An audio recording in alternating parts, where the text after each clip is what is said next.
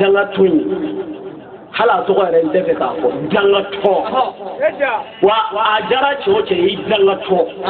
idanga le lule an wonna dine na yi danga to di ma o chenkele nga kirade kuma ina meni hakile Islamé jamana jumembe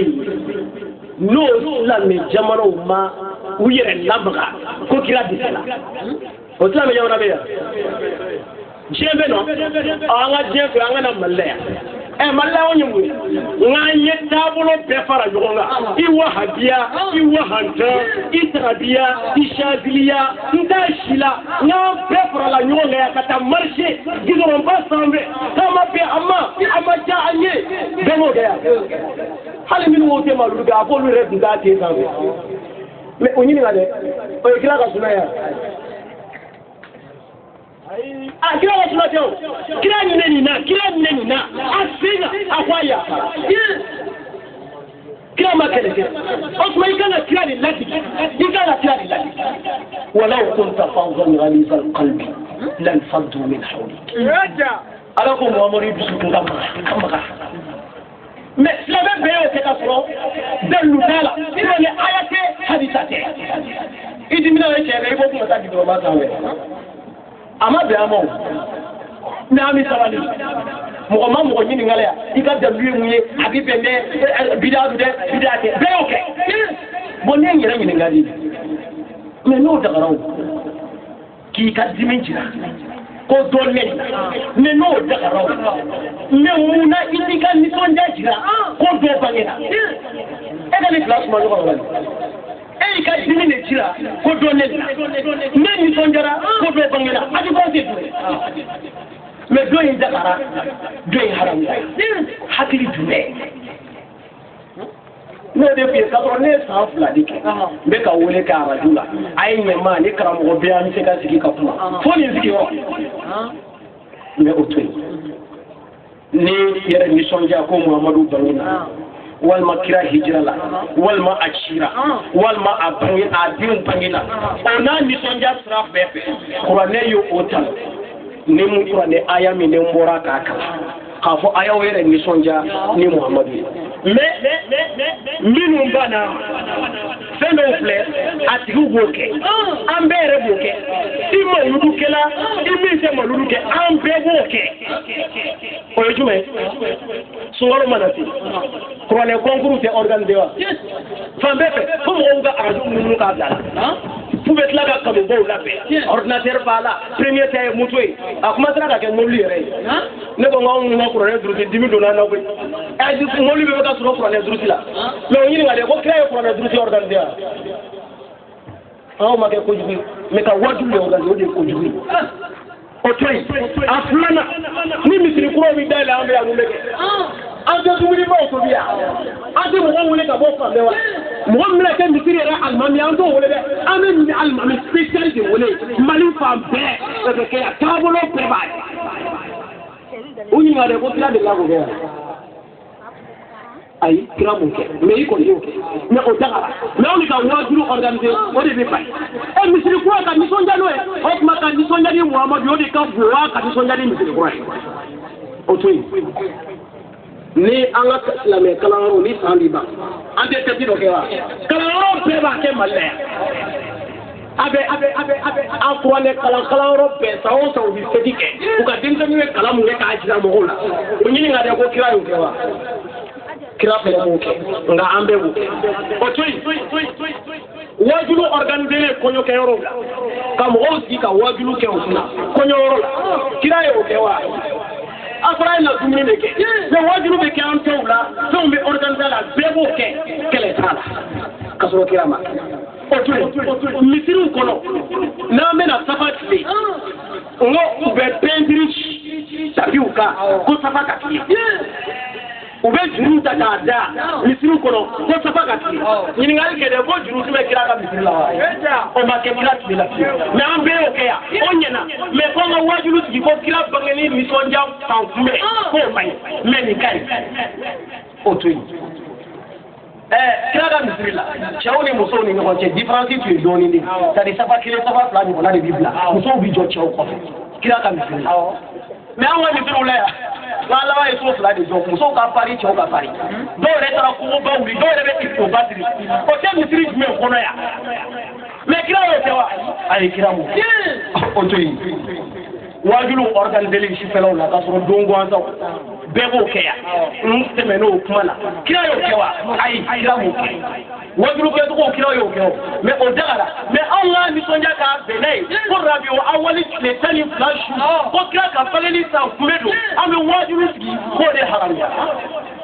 k'a sɔrɔ banni bɛ kɛ wajulu bi sigi denwuli bɛ kɛ wajulu bi sigi kɔɲɔ bɛ kɛ wajulu bi sigi asura bin na ko musa kisira finna fɛrɛ ma a sababu bɛ wajulu sigi mais muhamadu bange wagati sera ko wajulu man kan ka sigi a la o to yen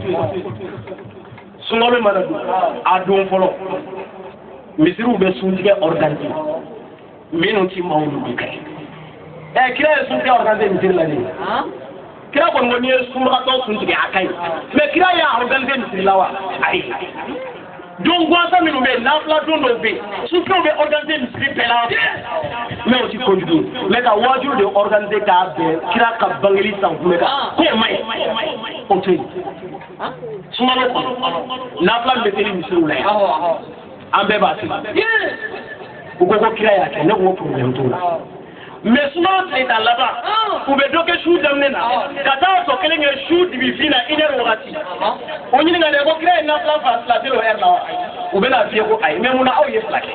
o ma kɛ kojugu ye mais n'aw ye nin kɛ k'o ye kojugu ye o to yen kuranɛkalan an karamɔgɔw b'a kɛ an bɛɛ b'a kɛ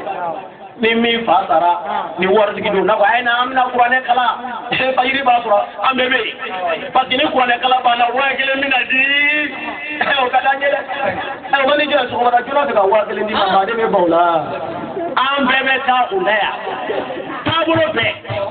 mais o ɲininka dɛ kira delila ka kuranɛ kalan ten wa ko dɔ fa sara walima dɔ bangena walima a tɔgɔ di hamikɛlɛ dɔ bɛ na a ye na kuranɛ kalan an bɛɛ bɛ taa an y'a jigi ayiwa a ye saga kelen faga an yɛrɛ ta ye 1000 ye an yɛrɛ ta o de dɛ n'a b'i kɔnɔ k'an wele kuranɛ kalan na a bɔ a ma dɛ karamɔgɔw bɛ 1000 de bɛ mais o tɛ kojugu ye mais ka wajulu sigi ko kira ka bangeli san kunbɛ bɛ yen k'o ye kojugu ye k'a sɔrɔ kira yɛrɛ m'o fana kɛ o to yen a ka ca kojugu ne y'a caman tun bɛ kɔrɔya mais an k'a bɛɛ to ta sa an bɛ jɔya a laban na an k'a fɔ mɔgɔ o mɔgɔ n'i bɛ baara o baara kɛ min ka gɛlɛn n'o bɛɛ ye a ye ala bila aw ɲɛfɛ karaw ka gɛlɛya bɛɛ tɛ hohaho in tɛ o an y'a don sa o si tɛ sa kana ɲɔgɔn deni kɛ kana dɔgɔlima kɛ ala bila i ɲɛfɛ tajiduhu tujahaka n'o kɛra i bɛ ala sɔrɔ i ɲɛ ŋaniya de bɛ ko in bɛɛ ban ni ŋaniya bɔra yen baara bɛɛ bɛ ci o kɔrɔ ye dɔ bɛ mawuludu organiser lahara o ka mawuludu de bɛ kɛ sababu ye k'a ta tiɲɛ jahanama kɔnɔ bilahi mais dɔ bɛ mawuludu organiser lahara o de b'a sɛnsɛn ka taa n'a ye aljinɛ kɔnɔ munna innamal a'malu binniyat baara bɛ ŋaniyaw de dɔ bɛ kɛlɛ kɛ mawuludu man ka kɛ kira m'a kɛ ni min fara o de bɛ taa n'i ye jahanama kɔnɔ dɔ yɛrɛ bɛ kɛlɛ kɛ kira m'a kɛ n'i fara sira o bɛ taa n'i ye aljinɛ kɔnɔ mais ɲɔgɔn nɛni ni ɲɔgɔn dɔgɔya kun ye mun ye mawuludu yɛrɛ mana se n'i ye arajo lamɛn ni dɔ tɛ k'a kɛlɛ kɛ a bɛ daga a fɔ ne i bɛ dɔ mankan mɛn a ti fɛ o b'i da jɔ a kɛbaga bɛ jara ala k'an bɛn an sen ma o la kuma laban na u b'a fɔ o ma ko bidaa n'ala ye dɔgɔkun na ka jira na bidaa min kuma bɛ ka fɔ n bɛ n'a bɛɛ bara ci k'a filenkolon sogono i nafanen bɛ taa so o la ni ala sɔnna nin ye bita ye nka kana ɲinɛ farafinna an ka laadakɔrɔbaw la laadakɔrɔbaw n bɛ kelen dɔrɔn ta su ye dɔgɔkun nata n ye 5 de ta nka n'a tɔ 4 d'i ma karaw laada tun ye jumɛn ye ɲɛnabɔ don dɛ an fɛ yan laadakɔrɔba dɔ tun ye jumɛn ye ni furu kɛra kɔɲɔso mana don fajiri kɔfɛ dɔrɔn musow bɛ n'u jɔ ka da ko ko mun bɛ yen ko an nana ni y'a sɔrɔ muso sɔrɔla so n'o kɛra dɔrɔn cɛ bi bɔ ni dara min tun fɛsɛlen don kɔɲɔso dilan kan o bɛ di o b'a sɔrɔ npogotigi bi so fɛti bɛ kɛ dɔn bi kɛ o tuma bɛ yan dɛ o ye anw ka laadakɔrɔba ye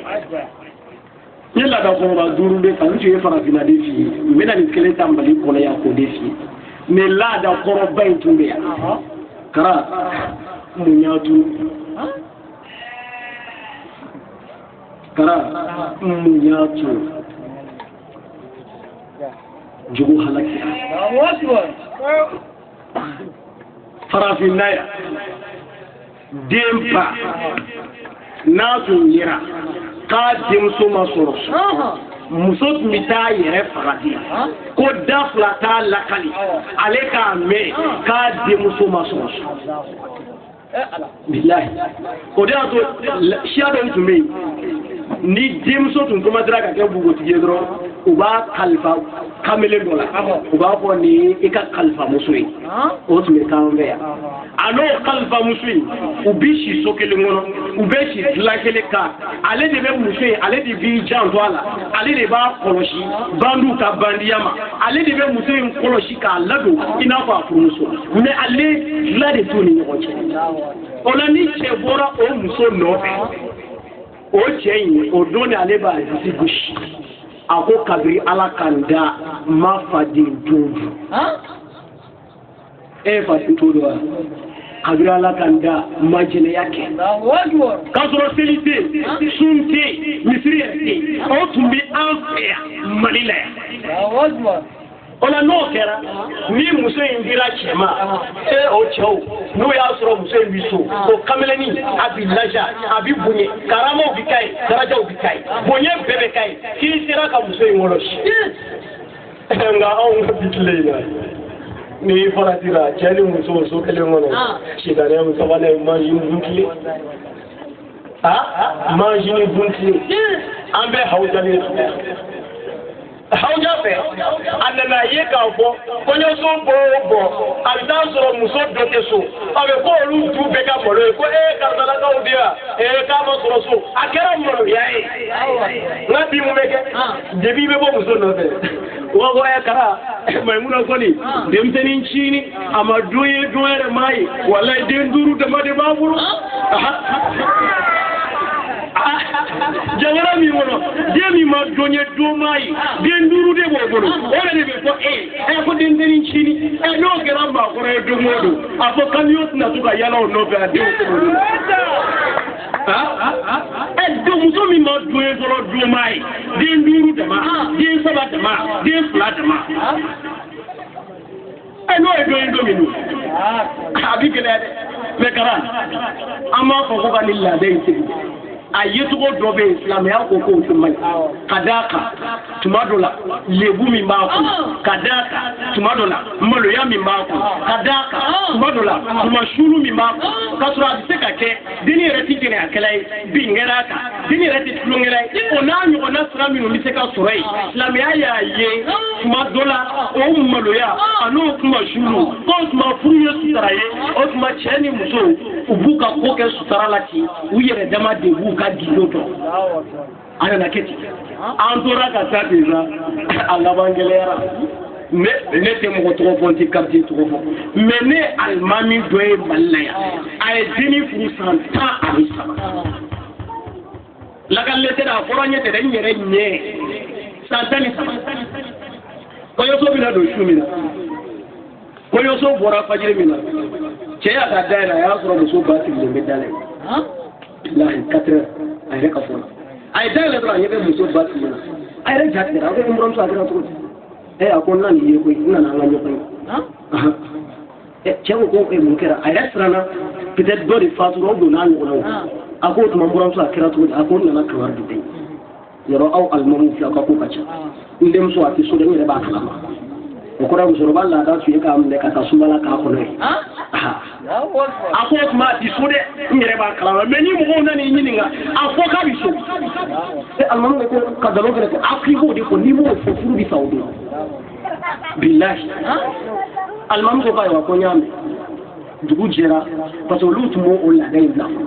dugu jɛlen mɔgɔw nana ɲininkali kɛ alimami ko k'a tɛ so dɛ k'aw bolo ko san 13 ko denmisɛnnin don bilayi k'a ka kɔrɔ a ba ye alimami y'a fɔ tan o su muso ma si cɛ bi o kɛra o furu bannen pewu jamana min juguya tɛmɛna fo den ba bɛna fɔ cɛ ye f'i ka nkalon tigɛ ko n denmuso tɛ so o jamana hɔrɔnya tɔ bɛ yen a kɛra baara ye dɛ anw bin cogo juguyara o laada in an b'a fɔ a ka segin mɛ a y'a to yɛrɛ dɔn na a y'a to yɛrɛ dɔn na o la wagati korona kosɛbɛ nin laada kelen an bɛ fɛ mun na yɛrɛ dɔn ka na jogo ka na sen yɛrɛ la ka na n'o nana an ka jamana bi lafiya n'o nana an ka du bi lafiya mɛ musokɔrɔba jo don n'i ye musokɔrɔba ye ka dimi minɛ a tɛgɛ ma a ye furakisɛ d'a ma a ye pikiri k'a la a ye sɔngɔlanin don a kɔnɔ n'i ye musokɔrɔba ye o la musokɔrɔba y'a dɔn de ko denw mara man di hali ni y'u mara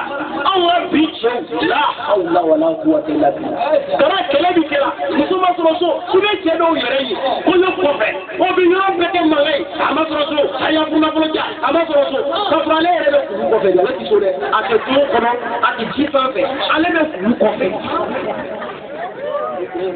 cɛ min bɛ so ta ye joli ye Mali kɔnɔ yan mais ale de ye musow sɛgɛnna dɛ n'olu de ye kojugu kɛ olu de ta bi k'a sɔrɔ kamalenin min b'a la k'a ma sɔrɔ so ale a ma sɔrɔ so min dama tiɲɛ n'i ko i b'o compter a tɛ ko a ka so kɔnɔ fiyewu mais n'u fana b'a la a ma sɔrɔ so a ma sɔrɔ so a tun ka sumaya i yɛrɛ tɛ so bi n'a diri ma ɲi i yɛrɛ ma i k'a minɛ ten o de la n'i muso ɲinitɔ la ka na npogotigi ɲini dɛ fɛrɛ kɛ i ka dɔ ɲini min hali ni karakafini don k'a sɔrɔ tɔnin b'a la a ma yɔrɔ bɛɛ kɛ den kɔnɔ o ɲini dɛ ale tɛ npogotigi de sɔrɔ ka di bilen o banna pewu fo ni ala farala kelen kelen min dɔ ye dɔ ka baro fɔ nin o sɔrɔla so n k'o cɛ ye sanu valɛri joli a y'o fara ɲɔgɔn kan ka taa di muso somɔgɔw ma ko t'aw den sɔrɔ so o la su in na an tun ye kado minnu labɛn an tɛna s'a bɛɛ ma nka an bɛ kado kelen di musow ma musow aw de ye usine o kɔrɔ ye telefɔni dilanyɔrɔ la telefɔni chinois n'a japonais n'a ghanais n'a nigérien usines de b'a bɛɛ dilan o tuma den yɛrɛ français a chinois a ghanais a nigérien musow de b'a dilan o la n'i bɛ fɛ i den ka k'a français ma ye fɛrɛ kɛ i k'i yɛrɛ dilan dɛ n'i bɛ fɛ i den yɛrɛ ka kɛ chinois ye ayiwa i sera yɛrɛ n y'a sɔrɔ aw ka yɛlɛkolakola ninnu dɔ la ko chinois dɔ nana an fɛ yan farafinna a ye muso furu yan muso furulen muso ye den sɔrɔ kalo 3 den sara a taara mɔgɔw sɔrɔ u bɛ kasi la wururu a nan'o ɲininka k'a kɛra cogo di i ko chinois min b'an fɛ yan du kɔnɔ a ye den sɔrɔ den ma tɛmɛ kalo 3 kan a ye mɔgɔw sigilen to ko ne ma aw ɲɔgɔn ye k'o ye kasi kun ye kabini ala y'aw da ye chinois ye ka fɛn dilan min bɛ mɛn wa a tɛ fɛn dilan min bɛ mɛn o la e min ni e bɛna denw sɔrɔ den dilanli k'a kɛ kɔkɔyɔ ye musow de b'a kɛ a gindo a bɛ musow de b'a bilayi nasi tɛ dɛ don dala sɛbɛn mɔgɔw ko ten saba dama fa bɛ kelen di den ma ba bɛ kelen di den ma a tɔ kelen den yɛrɛ b'u ye o la kɛra mawuludu ka bon anw ye mawuludu an y'a bonyaw ye an ye duwawu min kɛ yan salon aw ka gerebukɛ min yɛrɛ b'aw ɲɛkɔrɔ misaliya dama ala yɛrɛ ye bonya k'an ye bonya min wari t'a sɔrɔ sanu t'a sɔrɔ jama t'a sɔrɔ o de la ne y'a dɔn ko mawuludu kɛnɛ ka bon sɔɔni sa an bɛna dugawu kɛ i ŋaniya kura kuraya mawuludukɛla yɛrɛ san ti ban fiyewu fo ala ka ko k'i ye da bɛ min lakana bilahi kara i ka gerebukɛ min sigilen ye an yɛrɛ tɛmɛna 30 la sɔn nka an y'an si bɛɛ kɛ an ma dege k'an ba ye an ɲɛ na bilahi k'a sɔrɔ a balolen don a yɔrɔ ma tɔ ala ma sɔn fiyewu ɲina san in ka se fo ala ka o bonya ala k'o kɛ ne yɛrɛ bilahi an ye dugawu kɛ yan salon anw y'o de don an ka dugawu la tɛgɛ jalen yan an ye wagati min kɛ an bɛɛ bɛ k'an ka dugawu kɛ n y'a bila den ka bi ma kɔnɔ n'o tɛ kalanden caman ɲɛ bɛ kow la o ma foyi faamu a la den jɛmani min sigilen ye nin ye n dɔgɔmuso de don fa kelen ba kelen caman b'a ye yan n bɛ to ka na dɛ n ko n dɔgɔmuso don mɔgɔw bɛ k'u yɛrɛ ɲininka u t'a kun dɔn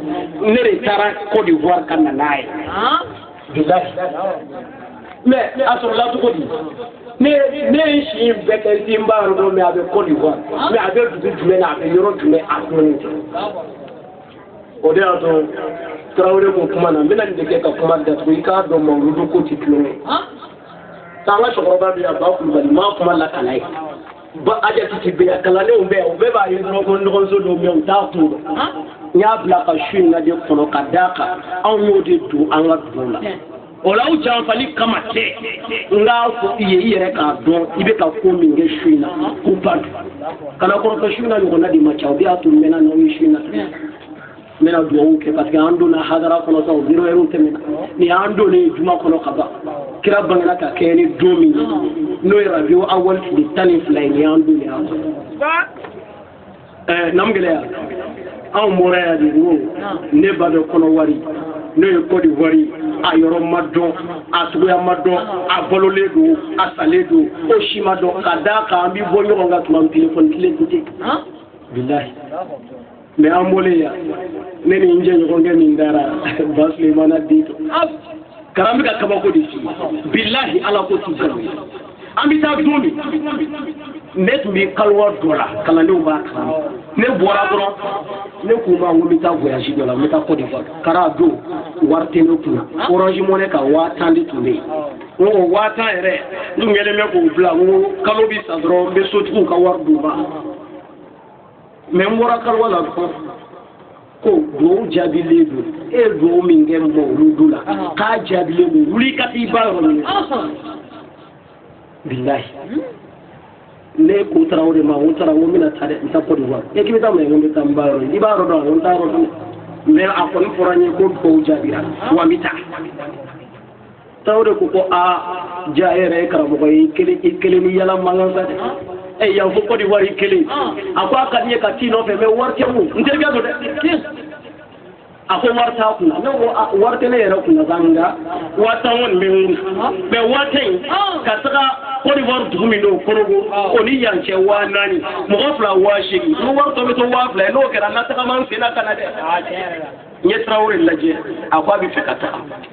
n ko min y'a fɔ ne ye ko dugawu minɛ ma sika o la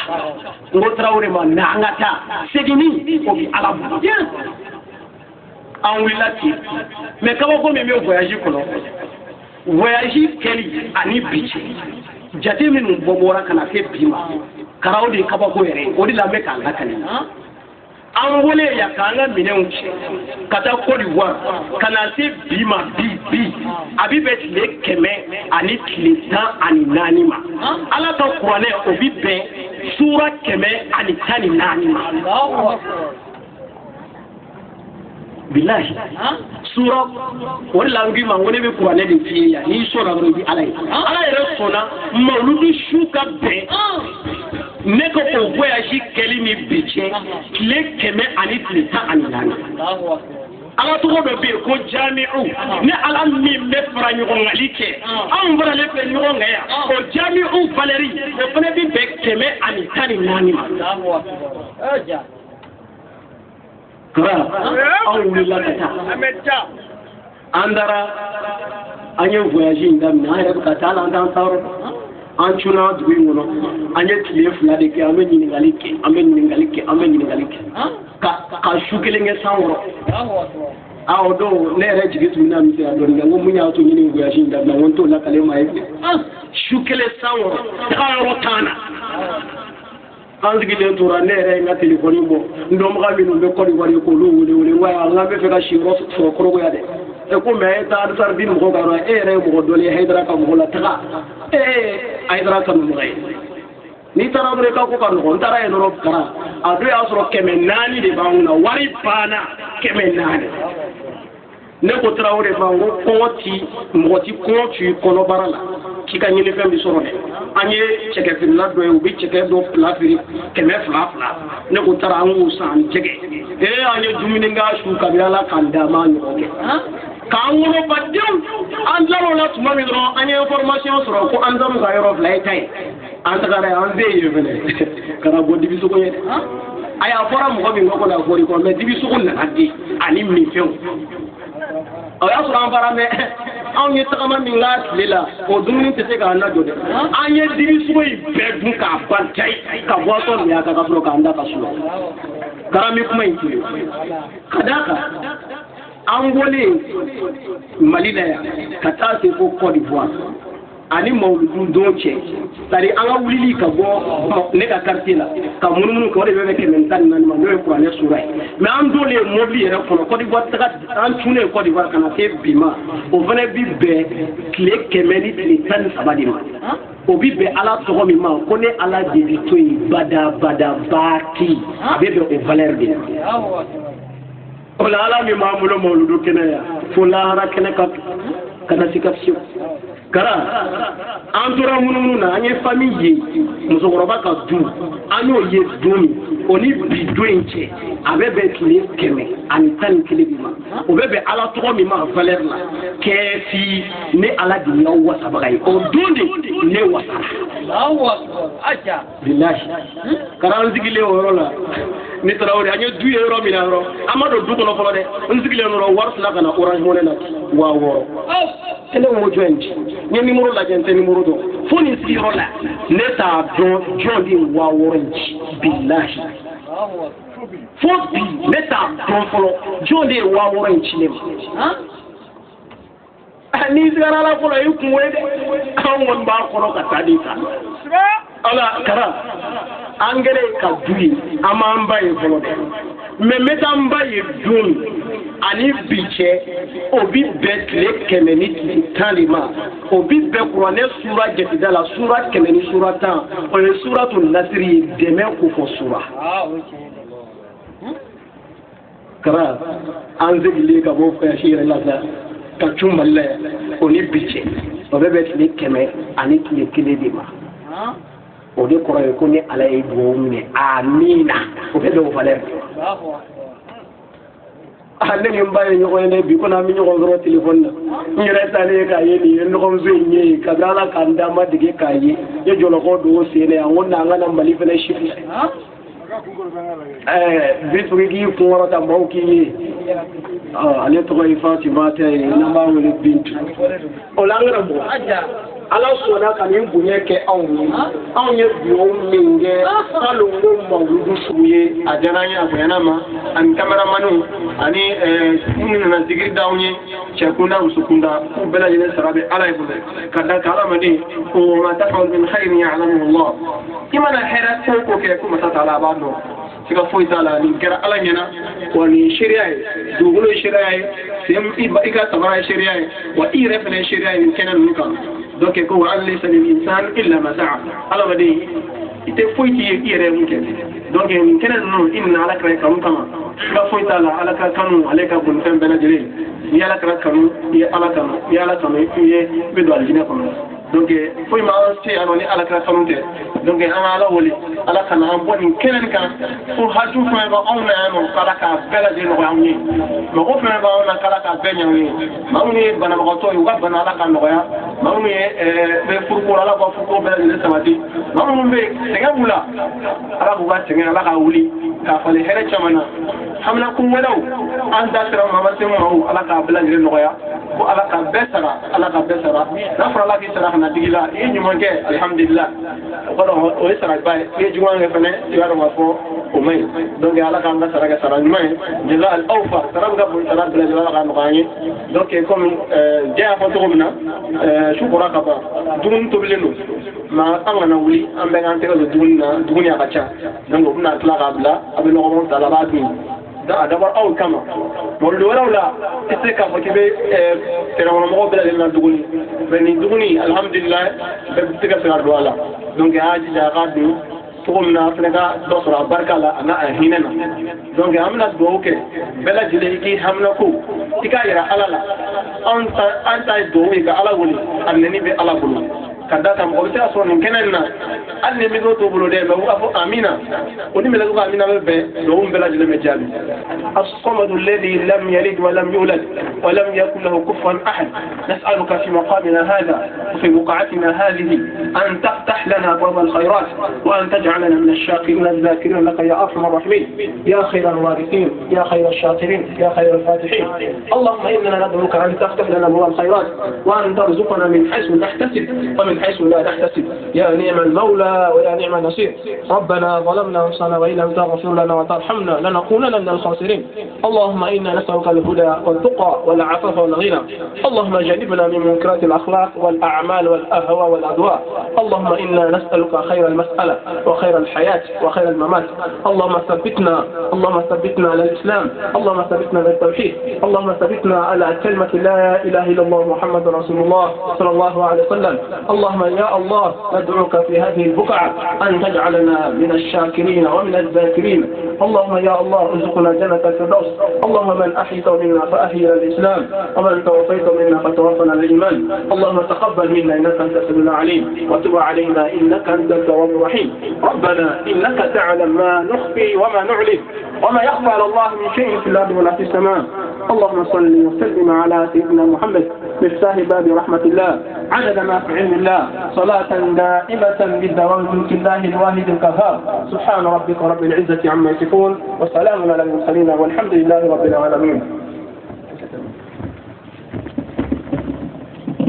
ربنا اغفر لنا والإخوان الذين سبقونا بالإيمان ولا تجعل في قلوبنا غلا للذين آمنوا ربنا إنك رؤوف رحيم اللهم إنا نسألك خير المسألة وخير الدعاء وخير النجاة وخير العلم وخير العمل وخير الثواب وخير الحياة وخير الممات وثبت وثقل موازيننا وحقق إيماننا وارفع درجاتنا وتقبل صلاتنا واغفر لخطيئاتنا ونسألك الأولى من الجنة اللهم إنا نسألك موجبات رحمتك وعزائم مغفرتك والسلامة من كل إثم والغنيمة من كل بر والفوز بالجنة والنجاة من النار اللهم أحسن عاقبتنا في الأمور كلها وأجرنا من خزي الدنيا والعذاب الآخرة اللهم اجعل لنا من كل ضيق مخرجا ومن كل هم فرجا ومن كل عسر يسرا يا نعم المولى ونعم النصير ربنا هب لنا من أزواجنا وذرياتنا قرة أعين واجعلنا للمتقين إماما ربنا آتنا في الدنيا حسنة وفي الآخرة حسنة وقنا عذاب النار